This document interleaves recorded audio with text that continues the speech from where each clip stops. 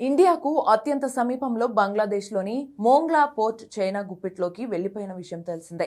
దీనికి సంబంధించి బంగ్లాదేశ్ ప్రధాని తరీక్ రెహమాన్ ఇటీవల బీజింగ్లో ఒక అవగాహన ఒప్పందం కుదుర్చుకున్నారు. China Bangladesh Mongla port economic zone development కోసం చైనా ప్రభుత్వ రంగ సంస్థ చైనా సివిల్ ఇంజనీరింగ్ కన్స్ట్రక్షన్స్ కార్పొరేషన్స్తో ఈ ఒప్పందం కుదిరింది. గతంలో భారత్ దక్కించుకున్న ప్రాజెక్టును కాదని బంగ్లాదేశ్ ఈ నిర్ణయం తీసుకోవడం రక్షణ పరంగా భారత్కు ఆందోళన కలిగిస్తోంది. విశ్లేషకులు దీనిని భారత్ను చుట్టుముట్టే వ్యూహంగా చూస్తున్నారు. మన బార్డర్కు కేవలం 80 కిలోమీటర్ల దూరంలో ఉన్న ప్రాంతంలో చైనా కంపెనీలు తిష్టవేయడం రక్షణ పరంగా భారత్కు పెద్ద తలనొప్పి. ఎకనామిక్ జోన్ ముసుగులో చైనా తన అధునాతన నిఘా వ్యవస్థలను, ఎలక్ట్రానిక్ ఇంటెలిజెన్స్ పరికరాలను ఇక్కడ ఏర్పాటు చేసే అవకాశం ఉందని భారత ఇంటెలిజెన్స్ వర్గాలు భావిస్తున్నాయి. దీనివల్ల బంగాళాఖాతంలో భారత నావికాదళ కదలికలను చైనా సులువుగా పసిగట్టగలదు. మోంగ్లా పోర్టుతో పాటు వ్యూహాత్మక తీస్తా నది ప్రాజెక్టు బాధ్యతలను కూడా బంగ్లాదేశ్ చైనాకు అప్పగించింది.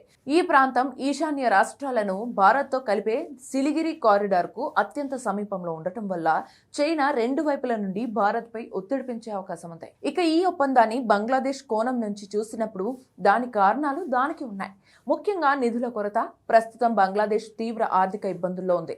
మౌలిక సదుపాయాల అభివృద్ధికి చైనా అందించే భారీ పెట్టుబడులపై ఎక్కువగా ఆధారపడుతోంది. ఈ నేపథ్యంలో చైనాతో బంధాన్ని బంగ్లాదేశ్ ఒక కార్డులా వాడుకుంటోందని కొందరు విశ్లేషకులు భావిస్తున్నారు. చైనాను చూపించి భారత్ నుండి మరిన్ని రాయితీలు, నిధులు పొందడానికి ఇది బంగ్లాదేశ్ చేస్తున్న ప్రయత్నంగా కూడా చూడవచ్చు. ఇక చైనా తలపెట్టిన చైనా, మయన్మార్, బంగ్లాదేశ్ ఆర్థిక కారిడార్లో మోంగ్లా, చిట్టగాంగ్ పోర్టులు కీలకమైనవి. దీని ద్వారా చైనా తన వర్తక వ్యాపారాల కోసం మలక్కా జలసంధిపై ఆధారపడకుండా నేరుగా బంగాళాఖాతం ద్వారా హిందూ మహాసముద్రంలోకి ప్రవేశించే మార్గాన్ని సుగమం చేసుకుంటోంది. ఇది భారత్ తూర్పు తీరాన్ని చుట్టుముట్టే వ్యూహానికి బలాన్ని చేకూరుస్తుంది.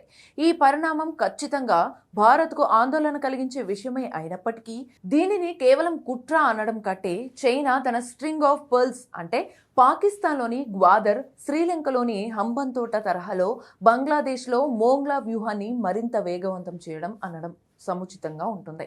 దీనిని తిప్పికొట్టడానికి భారత్ తన నైబర్హుడ్ ఫస్ట్ విధానాన్ని మరింత పటిష్టం చేసుకోవాల్సి ఉంటుంది.